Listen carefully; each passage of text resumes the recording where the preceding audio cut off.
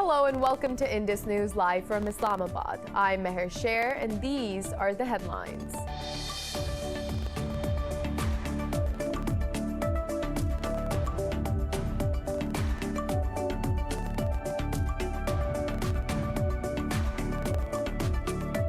India's health ministry says it has detected a new coronavirus strain in the country in addition to other variants found abroad.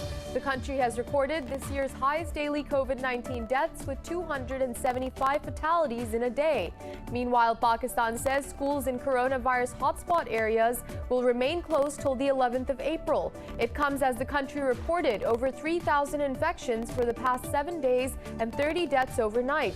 Globally, the virus has claimed over 2.7 million lives and infected 124 million people so far.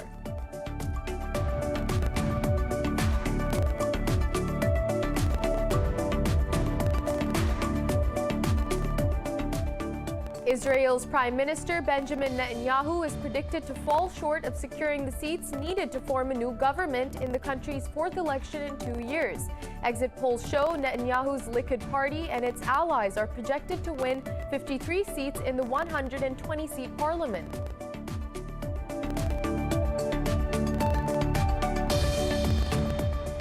Myanmar's military has freed hundreds of demonstrators arrested during its brutal crackdown on protesters. Many businesses in Yangon remained shut and streets were deserted after activists called for a silent strike. This comes after violence by the junta claimed its youngest victim, a 7-year-old girl.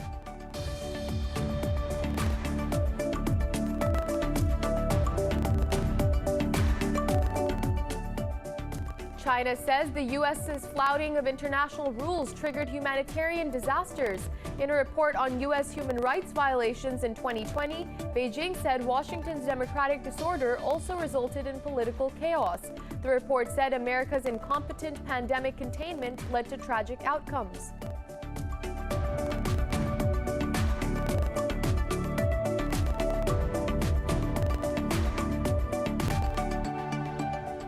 Well, those were the headlines. More news in detail after a short break. Stay with us.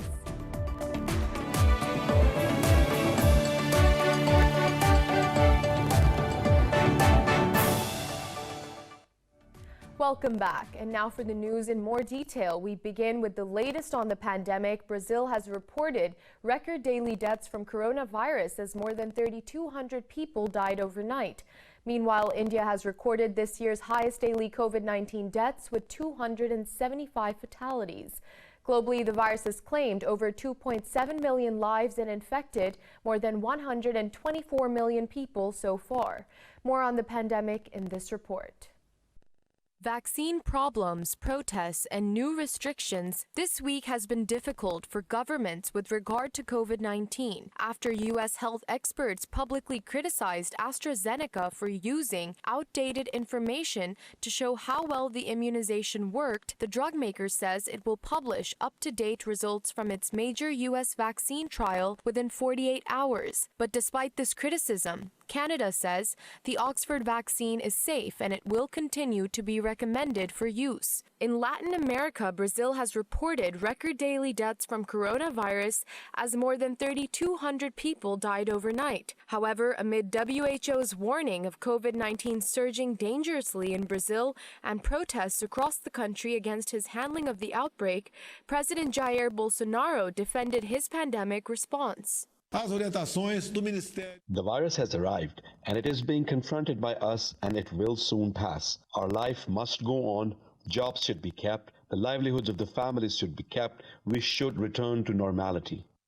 Europe seems to be shutting down again amid forlorn hopes of normalcy. Norway is introducing new national measures and will postpone the introduction of a plan to reopen society. Spain, however, will lift restrictions on arrivals from Britain on the 30th of March that have been in place since December. As the UK marked the first anniversary of the lockdown, Prime Minister Boris Johnson admitted the government's miscalculations about the virus. The single biggest false assumption that we made was about the potential for asymptomatic transmission, and that did govern a lot of policy in the early days, or that misunderstanding about the reality of asymptomatic transmission certainly led to real problems Hong Kong authorities have suspended vaccinations with 2 batches of Pfizer's shot, citing defective packaging. In Australia, vaccine rollout experienced significant week 1 delivery errors, including a failure of shipments of needles to accompany the vials.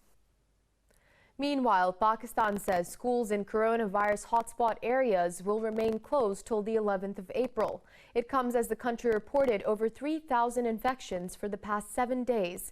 At a press conference, Federal Education Minister Shafqat Mahmood said the matriculation and intermediate exams will be held as per schedule. However, he said the Cambridge authorities will be consulted for the postponement of O-level exams. According to the Health Ministry, over 3,300 people contracted the virus overnight. It said 30 more people died from the coronavirus since yesterday, taking the toll to nearly 14,000. And U.S. President Joe Biden says he does not consider North Korea's launch of short-range missiles as a provocation. This comes after South Korea said Pyongyang fired 2 non-ballistic cruise missiles off the West Coast. Talking to the media in Washington, Biden said the Pentagon called the launch business as usual. Other officials of the Biden administration said the activity involved weapon systems at the low end of the spectrum. They said these missiles were not covered by the UN Security Council. The launch marks North Korea's first publicly known weapons test since Biden took office in January. In Israel's 4th elections in 2 years, Prime Minister Benjamin Netanyahu is predicted to fall short of securing enough seats to form a government. Exit polls show Netanyahu's Likud party and its allies are projected to win 53 seats in the 120-seat parliament. Polls predict that opposition parties set to win 60 seats.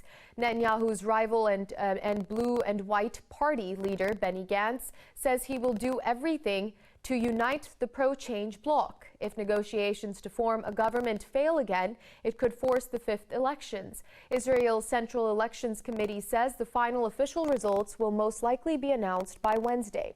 Just over 67.2% of those eligible to cast their ballots in the elections. Moving on, the Middle East Quartet says its members have discussed the resumption of meaningful talks to resolve the Israeli-Palestinian conflict. The envoys of the United Nations, Russia, the U.S., and the EU held a virtual meeting. The UN said the negotiations will lead to a 2-state solution, including tangible steps to advance freedom and security. In a statement, it said prosperity for Palestinians and Israelis is important in its own right. The organization said the envoys also discussed the unsustainable disparity in economic development between Israelis and Palestinians. There have been no substantive peace talks between Israel and the Palestinians since 2014. Now, the Indus River water sharing talks between Pakistan and India have resumed on their 2nd and final day in New Delhi. It is their first meeting in 3 years of a commission that deals with water rights on the Indus River. Pakistan is concerned that India's plans for hydroelectric plants will disrupt the flow of the water supply to 80% of its irrigated agriculture. The talks were delayed due to India's unilateral decision to change the special status of occupied Kashmir. The Pakistani delegation is led by Indus Commissioner Syed Meher Ali Shah, while P.K. Saxena is leading the other side.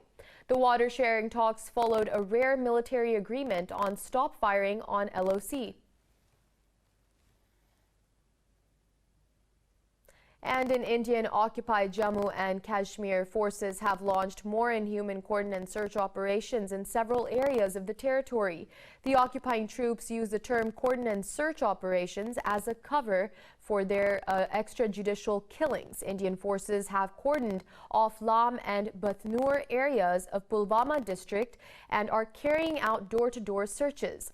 All communication networks, including mobiles and internet, have been cut. Witnesses say a large number of Indian occupying forces have been deployed in the area.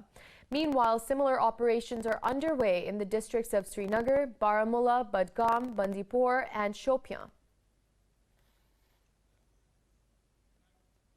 Now, Myanmar's military has freed hundreds of demonstrators arrested during its brutal crackdown on protests.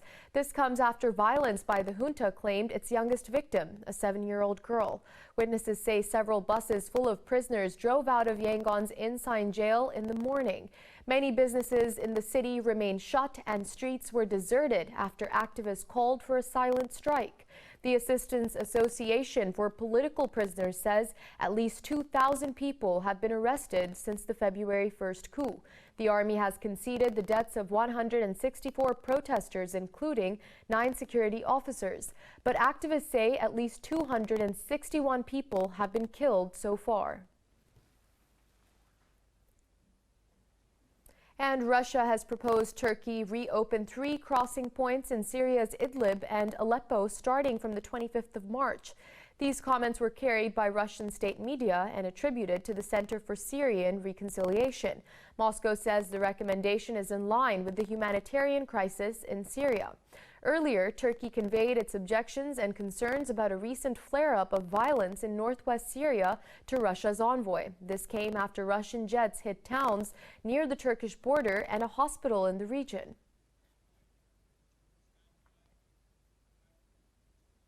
Moving on, Turkey says it has neutralized 11 militants of the Kurdistan Workers' Party in northern Syria. The Defense Ministry says the fighters were attempting to infiltrate the area where Operation Peace Spring is being carried out. The ministry says Turkish commandos foiled the attempted attack by killing the militants.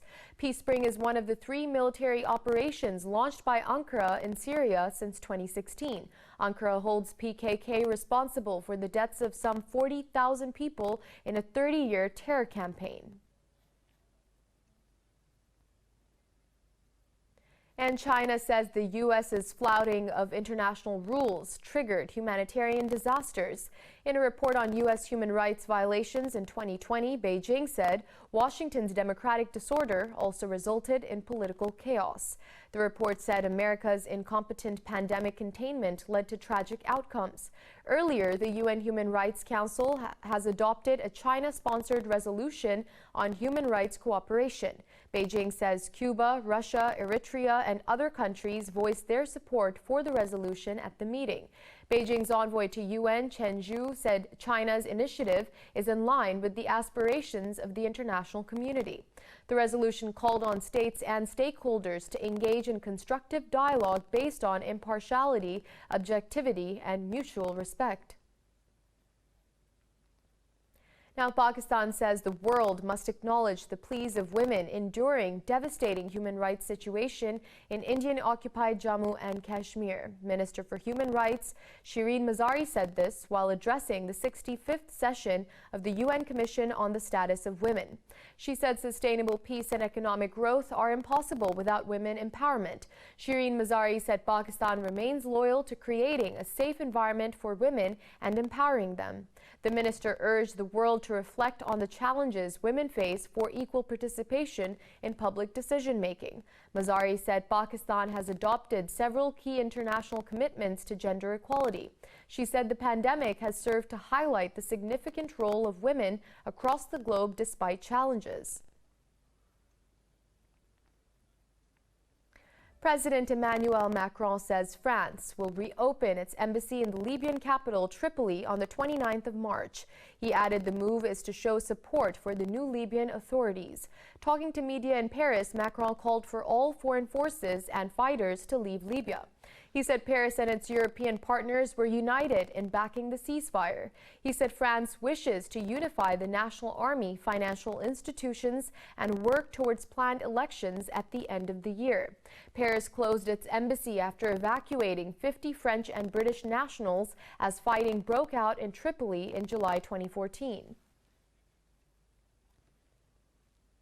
More stories after a short break. Stay with us.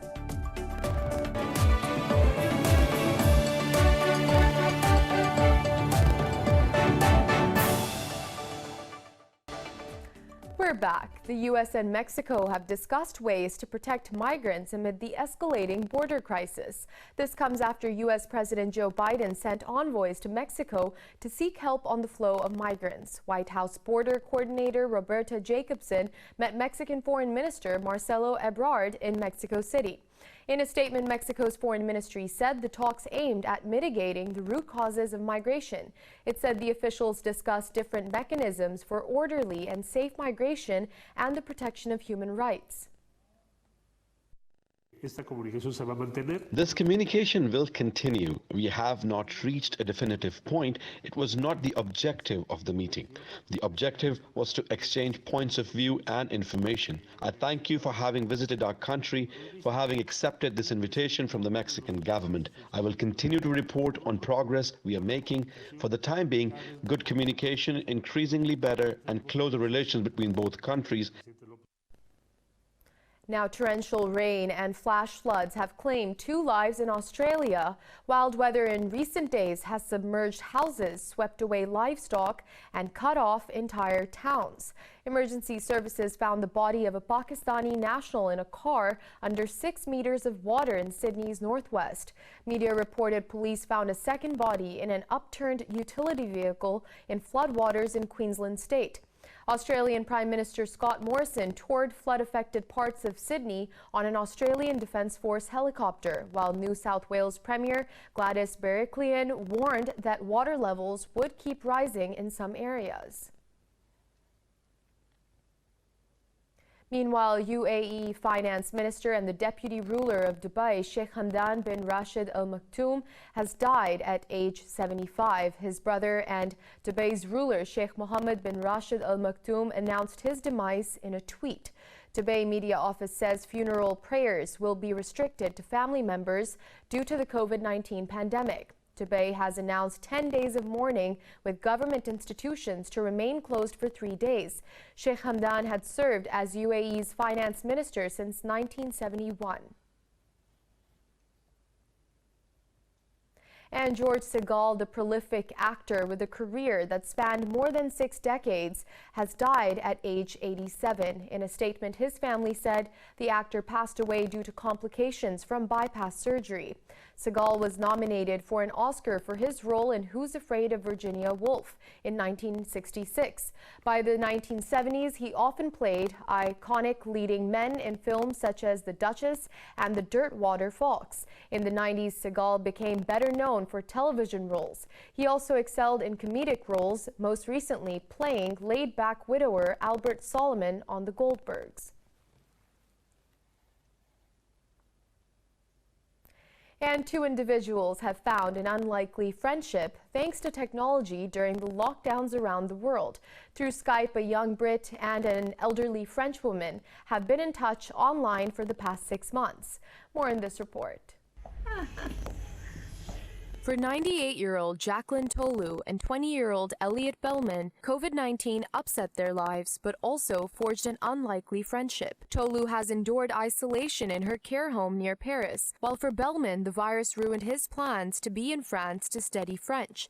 For the past 6 months, a scheme called Cher Ami that pairs elderly people with language students has been helpful for both of them. I was nervous. Meeting a new person, completely different generation, different culture, different language, obviously. So it's nerve-wracking. Thinking about maybe we don't get on, maybe she doesn't like me, maybe just like that generational gap would be too much because we've got such distinct views of political structures and cultures and so forth. But as soon as I started talking to her, she's very, as you'll see tomorrow, she's very easy to talk to. She's very funny. She just keeps the conversations going so easily.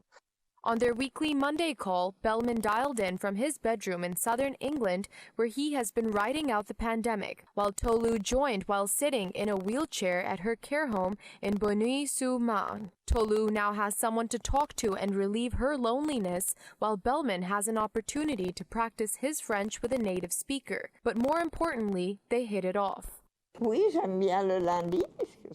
I said yes, I would like to speak to a young person.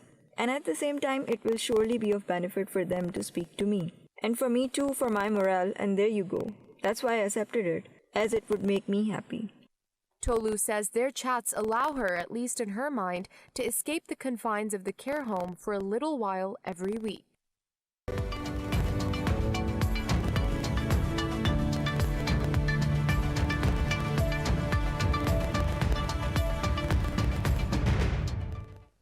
And now for the latest in business. European stocks are retreating further amid renewed concerns over the global economic recovery outlook amid a surge of COVID infections. Frankfurt DAX is leading the losses, sliding nearly 0.5%. The CAC 40 in Paris has slipped marginally as well. Italy's FTSE MIB, London's FTSE, and the Pan-European Stock 600 have also shed fractionally. Earlier, all Asian stocks also traded lower over concerns regarding spiking new coronavirus infections. For the latest updates, you can follow us on social media at indus.news.